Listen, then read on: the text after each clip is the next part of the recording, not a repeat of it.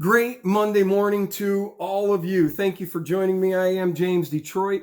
Just got the workout in, and I enjoy, especially that Monday morning workout. There's something about that Monday morning workout that just gets things going. I like it. Jerry, thank you very much. Appreciate it. The couple other articles I wanted to share with you. One I'm actually going to read because it's pretty powerful. It really is. The other one I had mentioned what it is to be a hero. And I hadn't read this article yet. And I just, again, talked about real heroes and the fact that the language we use today minimizes the real heroes. I listened to, and I sent out to a few people, the reading of the Declaration of Independence. That is so powerful. I saved it to myself, just text it to myself so that I want to go back. I want to continuously read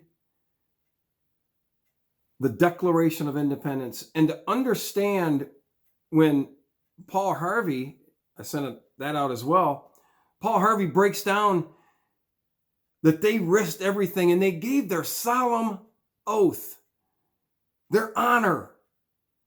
That's what they pledged. And we so easily discard that today too. Let me get into about, this is again from the Epoch Times. The article is The Task Ahead, Making Heroes, Preparing Our Young People to Become Champions for Liberty, Truth, and Justice by Jeff Minnick. Throughout Last Stands, Why Men Fight When All Is Lost, which I highly recommend, author and Epoch Times columnist Michael Walsh raises a number of questions pertinent to Western culture and masculinity in the 21st century. Is our culture capable of producing citizens possessed by a sense of honor? Do we still regard heroism, duty, honor, and country, often practiced in the face of tremendous odds, as a virtue? Are young American men today prepared to fight in a war as did Walsh's father in Korea, a Marine at the Chosin Reservoir, doing battle with a horde of Chinese soldiers? Let's start with the last question, to which the answer is no. Bad news.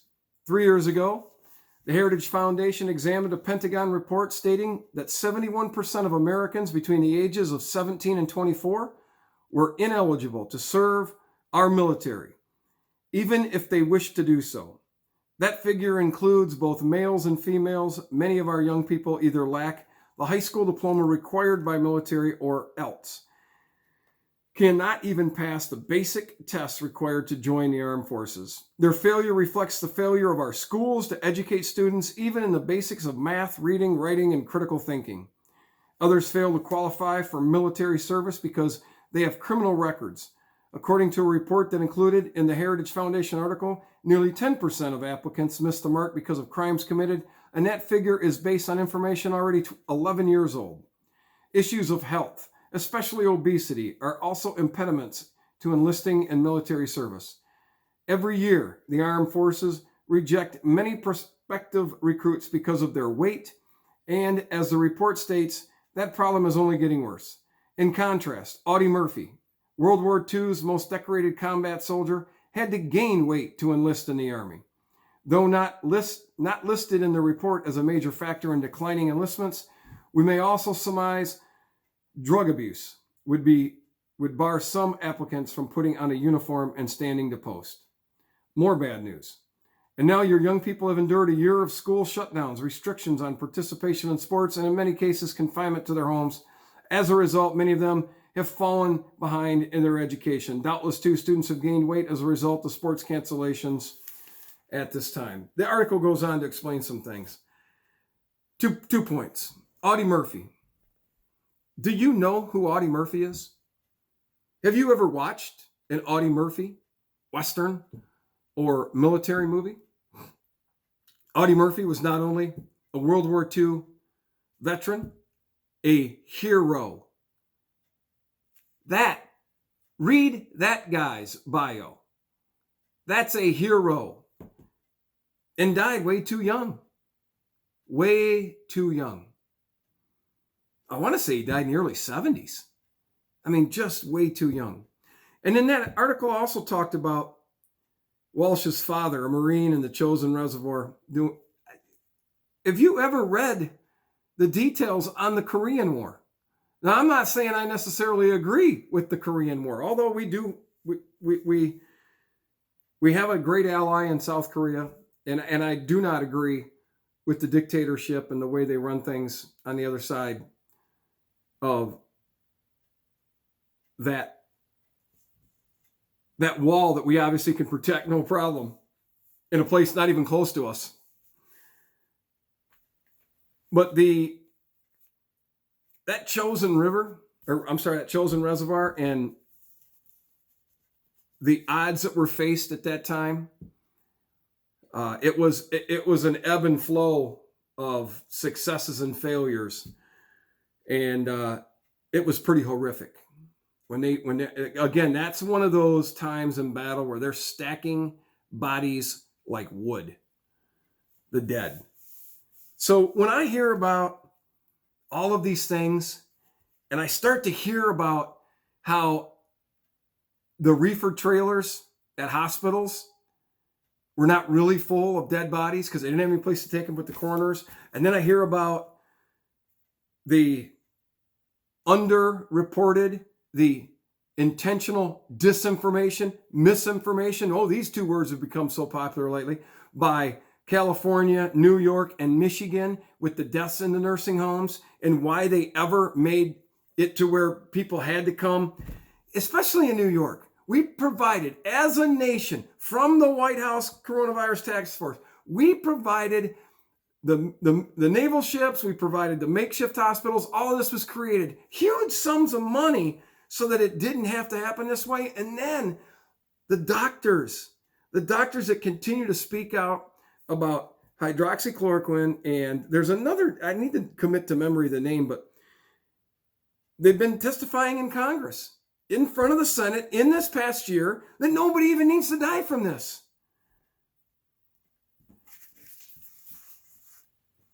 Let me switch gears. Biden unleashes war on political opposition. This again is from the Epoch Times. Roger Kimball. And this is pretty interesting. Roger Kimball is the editor and publisher of the New Criterion and publisher of Encounter Books. His most recent book is Who Rules? Sovereignty, Nationalism, and the Fate of Freedom in the 21st Century.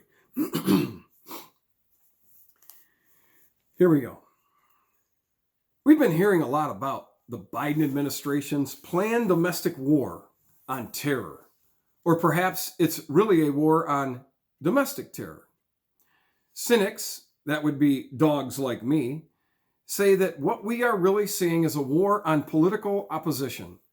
What does that look like? Well, we still have thousands of National Guard troops in Washington, D.C. Why? And why were there some 26,000 troops from all across the country assembled there in the first place? And why were there subjected to loyalty tests, with several troops known to be critical of the new administration sent packing? The rationale offered was to protect the inaugural proceedings following the January 6th protests at the Capitol. If I were writing for the mainstream media, I would have to say a deadly riot or insurrection at the Capitol. I would have to say that President Donald Trump incited the storming of the building. But he did not. He asked the crowd to march over to the Capitol peaceful and patriotically. Should he have known better? Okay, maybe, yeah. And let me just inject. Every one of the marches were ending up at the Capitol regardless. I've given a couple of videos on this. Back to the article. Are the media talking about both sides? Are the media talking out both sides of their mouth, ignoring the arson and destruction in cities across the country when it is perpetrated by the left, while acting like the party of law and order when mostly peaceful protesters cut up rough through in the Capitol? Again, yes. So turning Washington into an armed camp was mostly a bit of theater, a show of force. There was no threat that the Washington police could not have handled. It was theater. It was also a show of force. We're in charge now, Rubes, and don't you forget it. Which is the real reason that some 7,000 of those troops will be staying in Washington, D.C. until mid-March. And let me just again inject. An Illinois governor just sent another 500 troops there because that's what he's doing. And yet they're dying at an alarming rate in Chicago. I may run out of time here. I don't know. I got to empty some space here on this phone. But let me get back to the article. Some say it's in order to keep the peace during the new impeachment proceedings in the Senate against Trump, which are scheduled to commence early in February. But why is Trump being impeached yet again? Ostensibly for willfully inciting violence against the government of the United States? Really, it's for being Trump, i.e., for being a threat to the status quo. Of course, it's odd to impeach someone when he is no longer in office, but it has been pointed out that if Trump is convicted, he can then be forbidden from any future public trust, i.e., public office. Maybe it's in the back of the minds of those pushing this spectacle. Trump is the greatest threat in history to the credentialed class and the globalist administrative state upon which they feed. For the media, Trump has been their greatest source of revenue in decades. Impeaching him again will assure that he stays in the news. Which brings me back to that war on domestic terror. There is no domestic terror, but there is plenty of domestic conservatism. That's the real focus of this war. To get a flavor of the mood in the war camp, ponder the open letter signed by more than 500 publishing professionals, authors, publishers, designers, and so on, calling on the industry to reject books written by anyone who had anything to do with the Trump administration.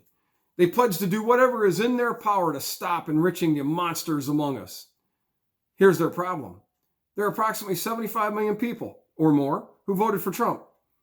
How many million more that voted for Biden? I don't know. Anyone who does know is insane. But the point is this.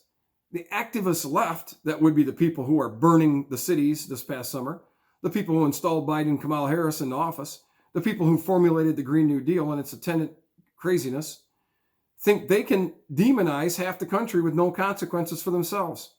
This isn't a correct conclusion. This is not a correct conclusion. I believe it is also irrational. I say that it's not irrational because hitherto everything the left has done has been excused. They burned down various cities while the media describes the mayhem as mostly peaceful protests, when really they are deadly assaults on the fabric of our civilization. But the left proceeds with impunity because conservatives are unwilling to behave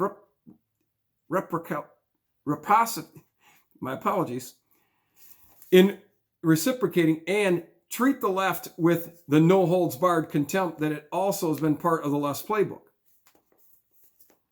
Again, I'm not saying I agree with everything the guy says, because I don't really think that we have to act just like they do. I think we need to be better. But we need to be more organized, that's for sure. Back to the article. Is this about to change? Probably not. But maybe. Biden has spoken about unity and tolerance, even as his actions foster divisiveness and intolerance. Which I will say this. The media has spent the last 4 years telling you Donald Trump was the most divisive president in history, and yet in less than 1 week, Joe Biden has erased that memory. And even the New York Times editorial page is pointing these things out. Mainstream media will not blow the Trumpists from the highest mountain, but we can have this conversation. Many people have noticed this is all part of the calculated playbook. The Washington Post began talking about impeaching Trump 19 minutes after he was inaugurated in 2007. Representative Marjorie Taylor Greene, Republican Georgia, waited a full 24 hours before filing articles of impeachment against Biden. She has a good case. The Biden family corrupt dealings with the communist China, Ukraine. I don't think that she even mentioned the $3.5 million that Hunter Biden got from the richest woman in Russia, but that too bears looking into. Will Greene's initiative go anywhere? Probably not. But we may hope that it will start a fertile precedent. I think Biden should be impeached early and often for canceling the Keystone Pipeline. It put thousands of people out of work, and since it attacks a critical basis of U.S. prosperity, it's a threat to national security.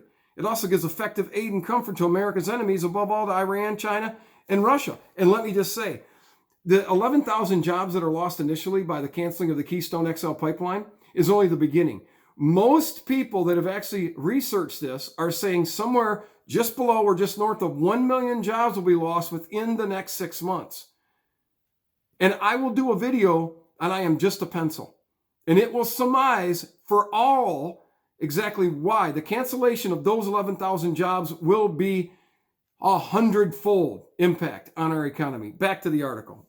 Furthermore, since the Democrats are proceeding with their impeachment of Trump, even though he is out of office, should Republicans not move to impeach Barack Obama for his role in the Russia collusion hoax, for refusing to do anything to help Ambassador Chris Stevens and his security detail during the attack against our consulate in Benghazi in 2012, for refusing to enforce federal immigration laws, for illegally intervening in various states to prevent them from enforcing their own immigration laws? Actually, the possibility is endless in how and why we should impeach Barack Obama, even after he is no longer in office. And the Democrats have just demonstrated that being out of office is no protection against impeachment. I say, have it all. Have at it.